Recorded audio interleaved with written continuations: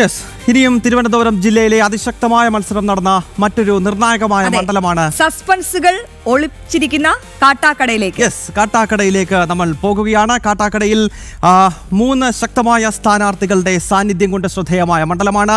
LDFന്റെ sitting MLA കൂടിയായിട്ടുള്ള IB Satheesh അവിടെ മത്സരിക്കുന്നു. BJPയുടെ ദേശീയ നിർവാഹക സമിതി അംഗം PK കൃഷ്ണദാസ് അവിടെ NDA സ്ഥാനാർത്ഥിയായി മത്സരരംഗത്തുണ്ട്. ഒപ്പം MR ബൈജു UDF സ്ഥാനാർത്ഥിയാണ്. അപ്പോൾ കാട്ടാക്കടയുടെ ഒരു രാഷ്ട്രീയ സാഹചര്യവും ഏതാണ്ട് കഴക്കൂട്ടവുമായി താരതമ്യം ചെയ്യാൻ പറ്റും അശ്വതി. അതായത് ലോക്സഭാ തെരഞ്ഞെടുപ്പിൽ BJP 1ാം സ്ഥാനത്തെത്തിയ ഒരു മണ്ഡലമാണ്. അപ്പോൾ സ്വാഭാവികമായും ആ ട്രെൻഡ് നിയമസഭാ തെരഞ്ഞെടുപ്പിൽ ആവർത്തിക്കും എന്നതാണ് NDA ക്യാമ്പിന്റെ അടിയുറച്ച ആത്മവിശ്വാസം. അതെ, തീർച്ചയായും നമുക്ക് അങ്ങനെ പ്രതീക്ഷിക്കാം. എന്തായാലും ഈ IB സതീഷ് അവിടുത്തെ സിറ്റിംഗ് MLA ആണ്. എനിക്ക് തോന്നുന്നു 2016 മുതൽ അവിടുത്തെ സിറ്റിംഗ് MLA ആണ് അല്ലേ.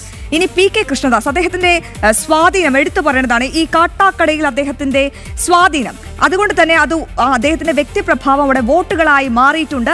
വോട്ട് വിഹിതം വർദ്ധിപ്പിക്കാനും ഒരു പ്രധാനപ്പെട്ട കാരണം PK കൃഷ്ണദാസ് ആണ്. NDAയുടെ വോട്ട് ബാങ്കിൽ കൃത്യമായി വോട്ടുകൾ വീഴാൻ അദ്ദേഹം കാരണക്കാരനായി. അദ്ദേഹം 2011 മുതൽ മണ്ഡലത്തിലുണ്ട് അശ്വതി. അതായത് 2011 അദ്ദേഹം കാട്ടാക്കടയിലേക്ക് എത്തുമ്പോൾ അതിന് മുൻപ് നേരത്തെ നമ്മൾ കഴക്കൂട്ടത്തെ പറ്റി പറഞ്ഞതുപോലാണ് ഈ വ്യക്തിപ്രഭാവം എന്ന് പറയുന്നത് തെരഞ്ഞെടുപ്പിൽ ഒരു പ്രധാനപ്പെട്ട പോയിന്റ് തന്നെയാണ്. നേരത്തെ നമ്മൾ V മുരളീധരനെ പറ്റി പറഞ്ഞതുപോലെയാണ്. അദ്ദേഹം കാട്ടാക്കടയിലേക്ക് എത്തുന്ന ഘട്ടത്തിൽ ഏതാണ്ട് 2011 BJPയുടെ വോട്ട് ഷെയർ 22,000 ആയിരുന്നു. 2016 എത്തുമ്പോൾ അത് 38,000 മാറുന്നുണ്ടായിരുന്നു. അപ്പോൾ ഘട്ടം ഘട്ടമായി PK കൃഷ്ണദാസ് 16,000 വോട്ടുകൾ കൂടി പെട്ടിയിലാക്കാൻ സാധിച്ചു ഘട്ടഘട്ടമായി. അപ്പോൾ 2021 കഴിഞ്ഞ നിയമസഭാ തെരഞ്ഞെടുപ്പിൽ കാട്ടാക്കട മണ്ഡലത്തിൽ എന്ത് സംഭവിച്ചു എന്നതാണ് നമ്മൾ ഇനിയും നോക്കേണ്ടത്. 2021 കാട്ടാക്കട നിയമസഭാ മണ്ഡലത്തിൽ IB സതീഷ് അവിടെ 66,293 വോട്ടുകൾ നേടി. അദ്ദേഹം അവിടെ വിജയിച്ചു.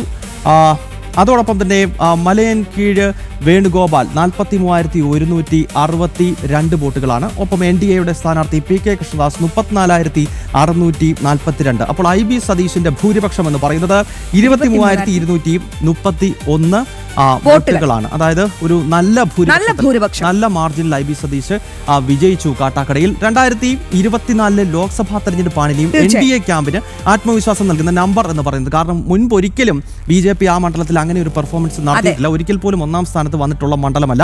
ആറ്റിങ്ങൽ ലോക്സഭാ മണ്ഡലത്തിലെ വരുന്ന നിയമസഭാ സീറ്റാണ് കാട്ടാക്കട എന്ന് പറയുന്നത്. അപ്പോൾ നേരത്തെ നമ്മൾ പറഞ്ഞ ആ പേര് ഒരിക്കൽ കൂടെ പറയണം, V മുരളീധരൻ. അദ്ദേഹം ലോക്സഭയിൽ മത്സരിക്കുന്ന വേളയിൽ നോക്കൂ, BJP അവിടെ 1ാം സ്ഥാനത്തെത്തിയിരിക്കുകയാണ് അശ്വതി. അതും 47,834 വോട്ടുകൾ സ്വന്തമാക്കിക്കൊണ്ട്. UDF ആകട്ടെ ഗൗതം 43,055 വോട്ടുകൾ സ്വന്തമാക്കിയപ്പോൾ LDF 41,716 വോട്ടുകളാണ് സ്വന്തമാക്കിയത്. അതാണ് അശ്വതി, ആ വോട്ടിംഗ് പാറ്റേണിൽ അശ്വതി നേരത്തെ സൂചിപ്പിച്ചതുപോലെയാണ്. അതായത് ലോക്സഭയുടെയും നിയമസഭയുടെയും വോട്ടിംഗ് പാറ്റേണിൽ വ്യത്യാസം എന്ന് പറയുമ്പോൾ ഇവിടെയും നോക്കൂ, നിയമസഭയിൽ 1ാമതെത്തിയ LDF ഇവിടെ 3ാം സ്ഥാനത്തേക്കാണ് പോകുന്നത്. അതെനിക്ക് തോന്നുന്നു ഒരുപക്ഷെ UDFന് അനുകൂലമായി ഈ ലെഫ്റ്റിന് വോട്ട് ചെയ്യുന്ന കുറച്ച് BJP വിരുദ്ധ വോട്ടുകൾ കൂടി കേന്ദ്രത്തിൽ രാഹുൽ ഗാന്ധി പ്രധാനമന്ത്രിയാവുമെന്നും പറഞ്ഞ് അങ്ങോട്ട് പോയി കുത്തുന്നതാണ്. അതായിരിക്കണം. മറ്റൊരു കാര്യം കൂടിയുണ്ട്. ഈ IB സതീഷ് ഇപ്പോൾ നമ്മൾ നേരത്തെ സൂചിപ്പിച്ചിരുന്നേ വമ്പിച്ച ഭൂരിപക്ഷം നേടിയത്. പക്ഷേ കാലങ്ങൾ കഴിയും തോറും അദ്ദേഹത്തിനെതിരെ ഒരു ഭരണവിരുദ്ധ വികാരം അവിടെയുണ്ട്. കാരണം അത് NDAക്ക് അനുകൂലമാകാനുള്ള സാധ്യത ഈ 2026 വളരെ കൂടുതലാണ്. കാരണം ഒരുപാട് അലട്ടുന്ന പ്രശ്നങ്ങളുണ്ട്. ഈ കാട്ടാക്കടയിൽ വികസന പ്രശ്നങ്ങളുണ്ട്, ജലക്ഷാമമുണ്ട്, അങ്ങനെ നിരവധി പ്രശ്നങ്ങളുണ്ട്. അപ്പോൾ അതിനെല്ലാം ഒരു പരിഹാരം കാണാൻ ജനങ്ങൾ ഇപ്രാവശ്യം മാറ്റി കുത്തിയിട്ടുണ്ടോ എന്നാണ് കാണേണ്ടത്. അങ്ങനെയെങ്കിൽ ലോക്സഭാ തെരഞ്ഞെടുപ്പിലെ ആ മുന്നേറ്റം BJPക്ക് അവിടെ നേടാൻ കഴിഞ്ഞാൽ തീർച്ചയായിട്ടും PK കൃഷ്ണദാസിന്റെ ശബ്ദം കേരള നിയമസഭയിൽ ഉണ്ടാകുമെന്നതാണ് NDA ക്യാമ്പുകളുടെ ആത്മവിശ്വാസം. നമുക്ക് ഒന്ന് നമുക്ക് പ്രതീക്ഷിക്കാം. അപ്പോൾ നമുക്ക് വളരെ പെട്ടെന്ന് അശ്വതി ഓരോ മണ്ഡലങ്ങൾ നമുക്ക് ഒരു ഓട്ടപ്രദക്ഷിണം എന്ന നിലയിൽ വേണം. അപ്പോൾ കാട്ടാക്കടയിൽ നിന്നും നേരെ നമ്മൾ തിരുവനന്തപുരം ജില്ലയിൽ തന്നെയുള്ള വട്ടിയൂർക്കാവ് എന്ന വളരെ സുപ്രധാനമായ മണ്ഡലത്തിലേക്ക് പോകുകയാണ്. പ്രിയപ്പെട്ട പ്രേക്ഷകരെ, വട്ടിയൂർക്കാവിലെ ഇത്തവണത്തെ പോരാട്ടം അതിശക്തമായ മത്സരമാണ്. VK പ്രശാന്താണ് ഇവിടെ LDFന്റെ സ്ഥാനാർത്ഥി. ആർ ശ്രീലേഖയെ പ്രത്യേകിച്ച് ഒരു പരിചയപ്പെടുത്തേണ്ട ആവശ്യമില്ല. BJPയുടെ സംസ്ഥാന ഉപാധ്യക്ഷ കൂടിയാണ് ഇപ്പോൾ NDAയുടെ സ്ഥാനാർത്ഥി. ഒപ്പം മുരളീധരൻ മുൻപ് വട്ടിയൂർക്കാവ് MLA ആയിരുന്നു. അദ്ദേഹത്തെ ഒരിക്കൽ കൂടി അവിടെ കോൺഗ്രസും UDFും പരീക്ഷിക്കുകയാണ്. അപ്പോൾ വട്ടിയൂർക്കാവ് എന്ന് പറയുന്നത് അതിശക്തമായ ത്രികോണ മത്സരമാണ്. പ്രവചനാതീതമായ മത്സരം നടക്കുന്നു എന്നാണ് എന്റെ വ്യക്തിപരമായ അഭിപ്രായം. അവിടെ ഒരു മുന്നേറ്റം അല്ലെങ്കിൽ ലീഡ് ആർക്ക് വരുമെന്ന് എനിക്ക് ഇപ്പോൾ പറയാൻ പറ്റുന്നില്ല. 2021 എന്താണ് വട്ടിയൂർക്കാവ് മണ്ഡലത്തിൽ സംഭവിച്ചത് എന്നത് സ്ക്രീനിൽ കാണാൻ കഴിയുന്നുണ്ട്. 2021 വരുന്നതിന് മുൻപ് 2016 ഞാൻ ഒരിക്കൽ കൂടി പോകുകയാണ് അശ്വതി. അതായത് 2016 എന്ത് സംഭവിച്ചു എന്നറിയാം ഈ വട്ടിയൂർക്കാവിൽ. അതായത് വട്ടിയൂർക്കാവ് അങ്ങനെ BJP-യുടെ ഒരു പരമ്പരാഗത ശക്തി കേന്ദ്രമോ BJP-യുടെ വോട്ട് വിഹിതം വല്ലാതെ ഉയർന്നു നിൽക്കുന്ന ഒരു സ്ഥലമോ ആയിരുന്നില്ല. പക്ഷെ 2016 നോക്കൂ, അന്നത്തെ BJP-യുടെ സംസ്ഥാന അധ്യക്ഷനായ മലയാളികളുടെ സ്വന്തം കുമ്മനം രാജശേഖരന്റെ സാന്നിധ്യമാണ് വട്ടിയൂർക്കാവ് മണ്ഡലത്തിൽ 2016 അടയാളപ്പെടുത്തിയത്. അപ്പോൾ അതിനു മുൻപ് 10,000-ൽ താഴെ വോട്ടുകൾ ഉണ്ടായിരുന്ന BJP-ക്ക് 40,000-ന് മുകളിൽ വോട്ടുകൾ കുമ്മനം രാജേട്ടനിലൂടെ നേടാൻ കഴിഞ്ഞ മണ്ഡലമാണ് വട്ടിയൂർക്കാവ്. അതോടുകൂടി താമര വിരിയിക്കാൻ ഞങ്ങൾക്ക് സാധിക്കുമെന്ന് BJP ക്യാമ്പുകൾ അടിയുറച്ച് വിശ്വസിച്ചു. അതാണ് 2016 ശേഷമുള്ള നിയമസഭാ തെരഞ്ഞെടുപ്പുകളിൽ BJP-യും NDA-യും അവിടെ 2ാം സ്ഥാനത്ത് തുടർച്ചയായി എത്തുകയാണ്. 21 അശ്വതി വായിക്കുമോ? VK പ്രശാന്ത് 61,111 വോട്ടുകൾ, അത് വലിയൊരു നേട്ടമായിരുന്നു അന്ന് LDF-ന്. അന്ന് VV രാജേഷ് ആവട്ടെ 39,596 വോട്ടുകൾ സ്വന്തമാക്കിയപ്പോൾ വീണ S നായർ സ്വന്തമാക്കിയത് 35,455 വോട്ടുകളാണ്. ഭൂരിപക്ഷം എന്ന് പറയുന്നത് 21,515 VK പ്രശാന്തിന് അന്നുണ്ടായിരുന്ന ഭൂരിപക്ഷം. നമുക്ക് 2024 കൂടി നോക്കിയാലോ ഗൗതം? 2024 ലോക്സഭാ തെരഞ്ഞെടുപ്പിൽ എന്താണ് വട്ടിയൂർക്കാവ് മണ്ഡലത്തിൽ സംഭവിച്ചത്? പ്രിയപ്പെട്ട പ്രേക്ഷകർക്കറിയാം. അവിടെ ഇതാ നോക്കൂ, NDA അവിടെ 1ാം സ്ഥാനത്ത് എത്തുകയാണ്. ഇതാണ് NDA ക്യാമ്പിന് ഏറ്റവും വലിയ ആത്മവിശ്വാസം നൽകുന്ന ഘടകം. അതായത് ഏതാണ്ട് 1.5 വർഷങ്ങൾക്ക് മുമ്പ് നടന്ന ലോക്സഭാ തെരഞ്ഞെടുപ്പിൽ BJP പല മണ്ഡലങ്ങളിലും 1ാം സ്ഥാനത്ത് എത്തിയിരിക്കുന്നു. അങ്ങനെ BJP ഒന്നാമതെത്തിയ മണ്ഡലങ്ങളിൽ ഒന്നാണ് തിരുവനന്തപുരം നഗരത്തിൽ തന്നെയുള്ള വട്ടിയൂർക്കാവ് മണ്ഡലം. പ്രിയപ്പെട്ട പ്രേക്ഷകർക്ക് കാണാം, 53,125 വോട്ടുകളാണ് വട്ടിയൂർക്കാവിൽ NDA-ക്കും BJP-ക്കും ലോക്സഭയിൽ ലഭിച്ചത്. UDF 44,863, LDF 28,336 എന്ന നിലയിലേക്ക് പോകുന്നു. അപ്പോൾ സ്വാഭാവികമായും വട്ടിയൂർക്കാവിന്റെ മണ്ണിൽ ലോക്സഭാ തെരഞ്ഞെടുപ്പിൽ ഉണ്ടായ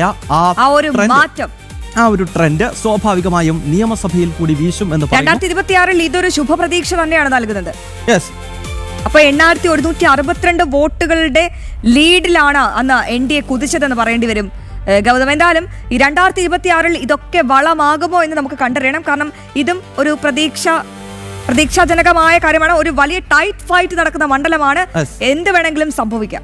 കാട്ടാക്കടയിലെയും അതോടൊപ്പം തന്നെ വട്ടിയൂർക്കാവിലെയും 2021-ലെയും 24-ലെയും ഒക്കെ രാഷ്ട്രീയ സാഹചര്യം തീർച്ചയായും 2026 അവിടെ എന്തൊക്കെ സംഭവിക്കും, അടിയൊഴുക്കുകൾ എങ്ങനെ ബാധിക്കും, എന്താണ് കാട്ടാക്കടയിൽ സംഭവിക്കാൻ പോകുന്നത്, എന്താണ് വട്ടിയൂർക്കാവിൽ സംഭവിക്കാൻ പോകുന്നത്?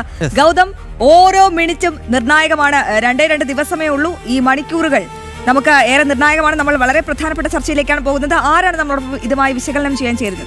ബിനീഷ് വിശദാംശങ്ങളുമായി ചേരുകയാണ് ഒരിക്കൽ കൂടി. ബിനീഷ്, ആദ്യം കാട്ടാക്കടയിലേക്ക്. കാട്ടാക്കട ബിനീഷിന്റെ സ്വന്തം മണ്ഡലമാണല്ലോ, സ്വന്തം സ്ഥലമാണ്. അപ്പോൾ കാട്ടാക്കടയിലെ രാഷ്ട്രീയ പശ്ചാത്തലം എന്താണ്? അതായത് എനിക്ക് മനസ്സിലാവാത്തത്, ഈ ലോക്സഭയിലും നിയമസഭയിലും അവിടെ 2 രാഷ്ട്രീയ പശ്ചാത്തലം, 2 പാറ്റേൺ ഉണ്ടാകുന്നു. നിയമസഭാ തെരഞ്ഞെടുപ്പിൽ 21-ലെ കണക്കുകൾ നോക്കുമ്പോൾ അവിടെ IB സതീശിന് 10,23,000 വോട്ടുകളുടെ ഭൂരിപക്ഷമുണ്ട്. പക്ഷെ കഴിഞ്ഞ ലോക്സഭാ തെരഞ്ഞെടുപ്പിലേക്ക് വരുമ്പോൾ അവിടെ BJP വലിയൊരു മുന്നേറ്റം നടത്തുകയാണ്. അപ്പോൾ ഈ 2 പശ്ചാത്തലം, 2 വോട്ടിംഗ് പാറ്റേൺ എങ്ങനെയാണ് സംഭവിക്കുന്നത്? ഈ നിയമസഭാ തെരഞ്ഞെടുപ്പിൽ ആർക്ക് അനുകൂലമാണ് അടിയൊഴുക്കുകൾ? ബിനീഷ്.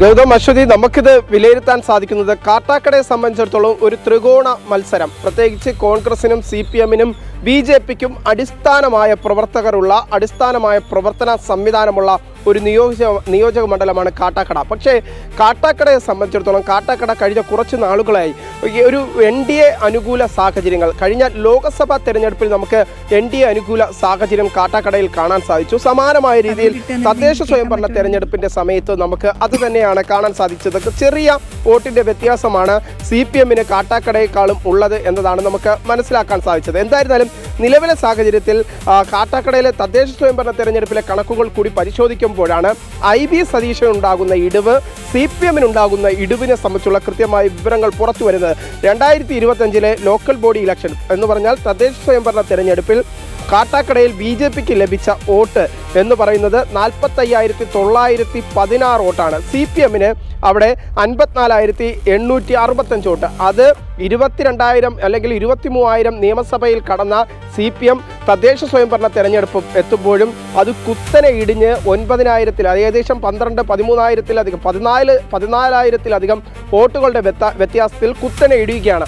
ഇതാണ് BJP ക്യാമ്പുകൾക്ക് ശക്തി പകരുന്നത്. കാരണം മറ്റൊന്നും കൊണ്ടല്ല, BJP-യുടെ വളർച്ച അടിസ്ഥാനപരമായി കാട്ടാക്കട നിയോജക മണ്ഡലത്തിൽ വളർന്നുകൊണ്ടിരിക്കുന്നു. ഇതുവരെയും ഇല്ലാത്ത തരത്തിൽ BJPക്ക് പ്രാദേശിക തലത്തിൽ വാർഡ് മെമ്പർമാരുടെ സാന്നിധ്യം അത് കൂടുതലായി ഉറപ്പിക്കാൻ കാട്ടാക്കടയിൽ സാധിച്ചു. രണ്ട് പഞ്ചായത്തുകളിൽ BJPയുടെ ഭരണമാണ് നടക്കുന്നത്. ഒരു ബ്ലോക്ക് പഞ്ചായത്തിലെ ബ്ലോക്ക് അംഗം എന്ന രീതിയിൽ BJPയുടെ സാന്നിധ്യമുണ്ട്. അങ്ങനെ സജീവമായ ഒരു പ്രവർത്തനത്തിലേക്ക് BJP 2025 തദ്ദേശ സ്വയംഭരണ തെരഞ്ഞെടുപ്പിലും കടക്കുന്നു. ലോക്സഭാ തെരഞ്ഞെടുപ്പിലും BJPക്ക് അനുകൂലമായ സാഹചര്യം ഉണ്ടാകുന്നു. അങ്ങനെ 2 തിരഞ്ഞെടുപ്പുകൾ നമുക്ക് അതിൻ്റെ ചരിത്രം പരിശോധിക്കുമ്പോൾ BJPക്ക് അനുകൂലമായ സാഹചര്യം ഈ കാട്ടാക്കട നിയോജക മണ്ഡലത്തിൽ കാണുകയാണ്. അതേസമയം തന്നെ നമുക്ക് IB സതീഷിനെയോ MR ബൈജുവിനെയോ ഇപ്പോഴത്തെ സാഹചര്യത്തിൽ തള്ളിക്കളയാൻ സാധിക്കില്ല. അവിടെ ആര് വിജയിച്ചാലും നമുക്ക് മനസ്സിലാക്കാൻ സാധിക്കുന്നത് വലിയൊരു ഭൂരിപക്ഷം ഉണ്ടാകില്ല. ഒരു കൃത്യമായി പറഞ്ഞാൽ ഒരുപക്ഷെ നേരത്തെ കഴക്കൂട്ടത്തിൻ്റെ കാര്യം പറഞ്ഞപ്പോൾ കഴക്കൂട്ടത്തിൽ CPM-ഉം BJP-യും തമ്മിലുള്ള മത്സരമാണെങ്കിൽ കാട്ടാക്കടയെ സംബന്ധിച്ചിടത്തോളം ത്രികോണ മത്സരമാണ് നിലനിൽക്കുന്നത്. BJP-ക്കും CPM-നും കോൺഗ്രസിനും ഒരേ സാന്നിധ്യം തന്നെയാണ് ആ പ്രദേശത്തുള്ളത് എന്ന കാര്യത്തിൽ സംശയമില്ല. അതുകൊണ്ട് തന്നെ ഇവിടുത്തെ ഒരു പ്രവചനം അത് പ്രവചനാതീതമായി തന്നെ നിലനിൽക്കുന്നു എന്നതാണ് പ്രധാനപ്പെട്ട കാര്യം. ബിനീഷ്, പ്രവചനാതീതമാണ് കാട്ടാക്കടയുടെ പശ്ചാത്തലം. രാഷ്ട്രീയ അടിയൊഴുക്കുകൾ പ്രവചനാതീതം എന്നാണ് കാട്ടാക്കടയുടെ സ്വന്തം പുത്രനായ അല്ലെങ്കിൽ കാട്ടാക്കടയിൽ കർമ്മമണ്ഡലമായ ബിനീഷ് പറയുന്നത്. അപ്പോൾ വളരെ വിശദമായുള്ള ഒരു ഗ്രൗണ്ടിലേക്ക് ഇറങ്ങി ചെന്നുള്ള ഒരു വിശകലനമാണെന്ന് നമുക്ക് ഈ ഘട്ടത്തിൽ വേണമെങ്കിൽ പറയാം.